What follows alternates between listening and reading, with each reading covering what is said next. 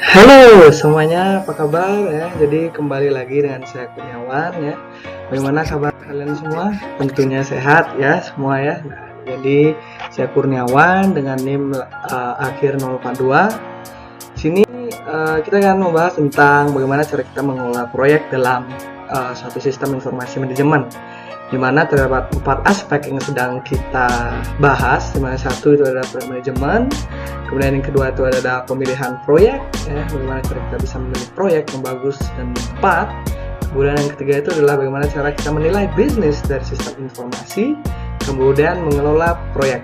Nah, pertama kita akan membahas tentang cara mengelola proyek. Sebelum itu ada sebuah quotes, di mana a dream without a plan is just a wish, dimana sebuah mimpi tanpa adanya perencanaan itu hanya sebuah harapan.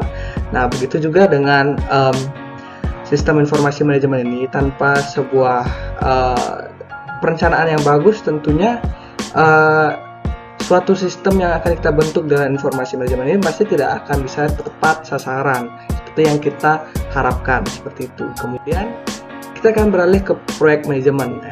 Ini adalah membahas tentang pengertian dan tujuan daripada manajemen proyek itu sendiri. Nah, di mana manajemen proyek itu apa sih? Ya, di sini manajemen proyek itu membahas tentang dua hal. Di mana manajemen itu adalah bagaimana upaya kita dalam mengatur setiap sumber daya yang ada. Kemudian proyek itu bukan sebuah rancangan struktural yang bersifat periode yang tentunya akan ada tujuan-tujuan yang ingin dicapai. Nah, jadi manajemen proyek itu apa? Jika kita gabungkan adalah upaya untuk mengatur setiap suatu kegiatan untuk bisa mencapai tujuan atau periode estimasi yang diinginkan, seperti itu.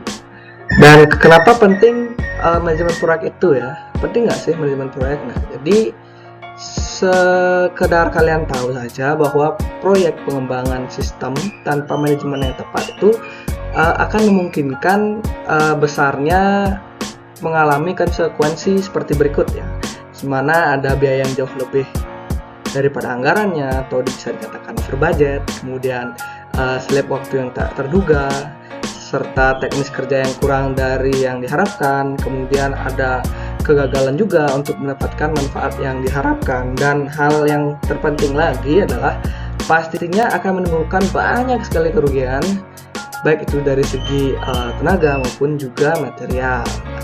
Kemudian memilih proyek, bagaimana cara kita bisa memilih proyek? Nah, hal ini membahas tentang membantu dalam melakukan pengendalian manajemen proyek sistemnya. Nah, dimana dalam tujuan dari manajemen proyek sendiri itu memiliki tujuan bahwa ini bisa dapat menyelesaikan pekerjaan, pengorganisasian pekerjaan, hingga pengendalian pelaksanaan proyek dan pelaporan kemajuan serta hasil daripada analisisnya itu sendiri. Nah, kemudian struktur daripada manajemen proyek sistem informasi sendiri mungkin bisa dilihat di slide. Itu kemudian mulai mengkerucut dari operasional manajemen menuju ke senior manajemen.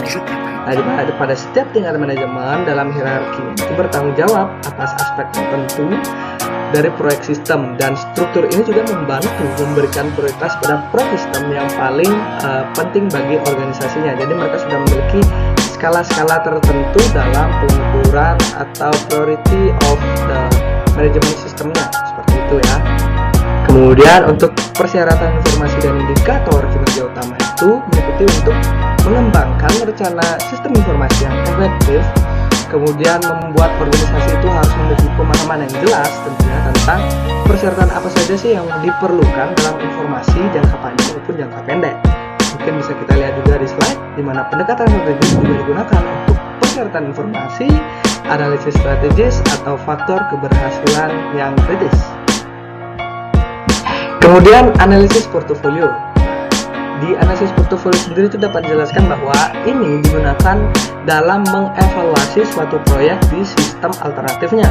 Mungkin bisa dilihat pada atau diagram, di mana terdapat beberapa kuadran, ada yang menjelaskan tentang cautiously examine, identify and develop, routine projects, dan avoid, di mana bila terdapat potensi yang menguntungkan terhadap perusahaannya itu rendah, namun project risk-nya itu tinggi, artinya harus hati-hati dalam mengambil sebuah proyek itu. Namun apabila pada potensi keuntungan pada tinggi, kemudian pada project risk-nya juga tinggi, mungkin itu akan harus lebih agak berhati-hati, tapi masih bisa dijalankan. Nah, apabila terdapat project risk-nya yang rendah namun potensi untuk mendapat keuntungannya tinggi, itu mungkin bisa lebih diidentifikasi dan dikembangkan atau ditingkatkan lagi. Nah, kemudian bagaimana dengan potensinya kecil untuk mendapatkan keuntungan dan proyeknya juga terhadap risikonya itu juga rendah, maka mungkin bisa dikatakan sebagai project yang rutin bisa dilakukan. Kemudian next itu adalah bagaimana cara kita bisa menilai bisnis dari sistem informasi. Nah, dimana dalam hal tersebut tadi itu menunjukkan tentang biaya dan manfaat sistem informasi, dimana dalam manfaat nyatanya itu dapat diukur dan diberi nilai secara moneter. Kemudian untuk manfaat yang tidak berwujud mungkin contohnya bisa layanan pelanggan. Hal ini dapat digunakan pengambilan keputusan yang ditingkatkan seperti itu. Kemudian dalam model harga pilihan nyata itu bisa dilihat juga dalam beberapa aspek. Mungkin dalam model harga opsi nyata atau yang biasa disingkat dengan ROPM itu menggunakan konsep penilaian opsi dipinjam dari industri keuangan. Nah, seperti apa itu? Proyek daripada ROPM sendiri itu mirip dengan opsi saham, di mana pengeluaran awalnya itu untuk teknologi menciptakan hak, tetapi bukan kewajiban. Nah, untuk memperoleh manfaat yang terkait dengan pengembangan dan penerapan teknologi lebih lanjut, selama manajemen memiliki kebebasan untuk membatalkan, menunda, serta memulai ulang atau memperluaslah proyeknya. Nah, kemudian daripada itu juga terdapat indikator bahwa dapat merugikan daripada model ini, terutama dalam mengestimasi semua variabel kunci yang mempengaruhi nilai opsi. Nah, termasuk apa? Termasuk arus kas ya, yang dapat diantisipasi dari aset yang mendasar dan juga perubahan biaya yang secara implementasi itu bisa variabel. Kemudian yang keempat dan yang terakhir itulah mengelola risiko proyek, implementasi sistem informasi dan pengelolaan terhadap risikonya.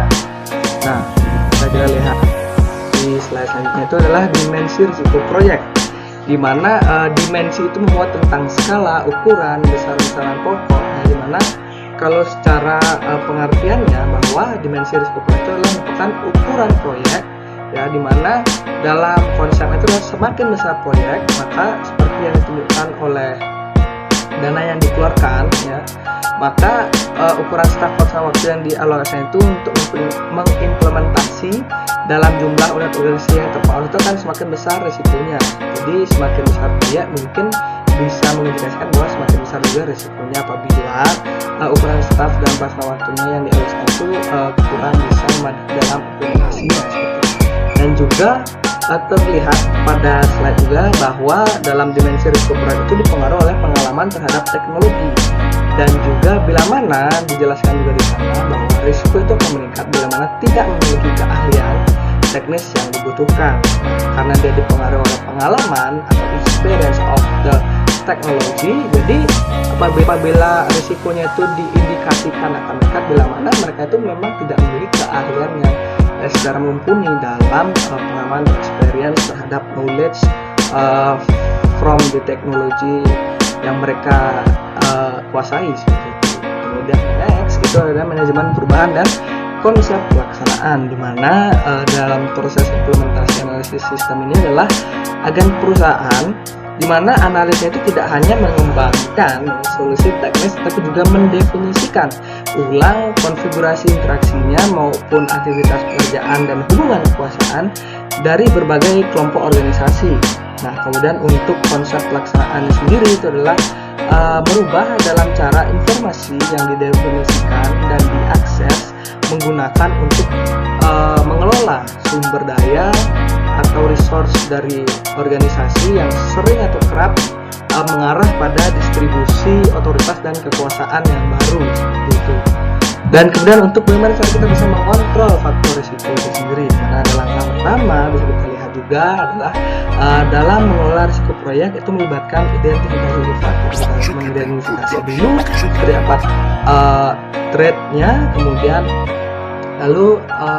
kita akan yang kedua itu adalah pelaksanaannya, ya, di mana dalam pelaksanaan itu dapat menangani setiap proyek dengan alat-alat dan pendekatan manajemen risiko yang disesuaikan dengan tingkat risikonya. Kemudian juga bisa diukur dalam indikator keberhasilan proyeknya, itu bergantung seberapa baik kompleksitas teknisnya itu dapat dikelola, dan pemimpin proyek itu membutuhkan pengalaman teknis dan administratif yang seperti apa. Kemudian yang terakhir itu adalah bisa menggunakan dua metode yang paling umum yang digunakan untuk mendokumentasikan rencana proyek, yaitu adalah bagan Gantt dan bagan PERT. Nah, disini mungkin saya akan bahas bagan PERT-nya nanti. Oh, ini dia.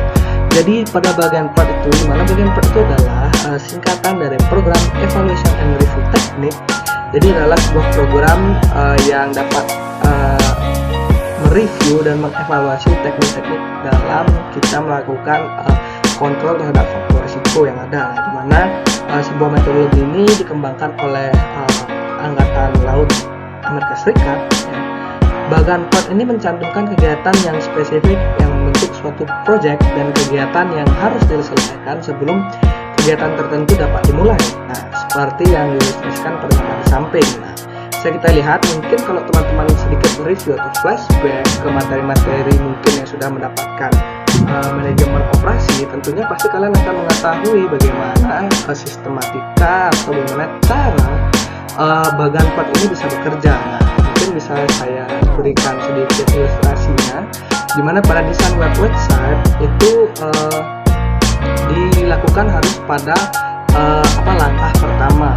Nah, apabila langkah pertama itu bisa selesai, kemudian maka bisa langsung dibarengi dengan langkah kedua dan keempat, karena langkah kedua dan keempat itu bisa dilakukan secara bersamaan.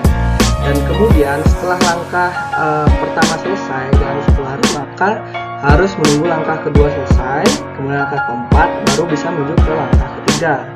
Nah, setelah langkah ketiga, maka langkah ketiga akan berlanjut ke langkah kelima dan keempat juga langkah kelima, sampailah di tes akhirnya, yaitu pada langkah ke-6 pada hari ke-10, sehingga didapati pekerjaan itu akan diselesaikan pada tanggal 15 Februari tahun 2013 seperti itu. Kemudian sekian saja presentasi dari saya, dan saya mohon maaf bila ada salah kata dan kekurangan. Saya ucapkan terima kasih. Om Santi Om. Sampai jumpa di kelas besok. Terima kasih.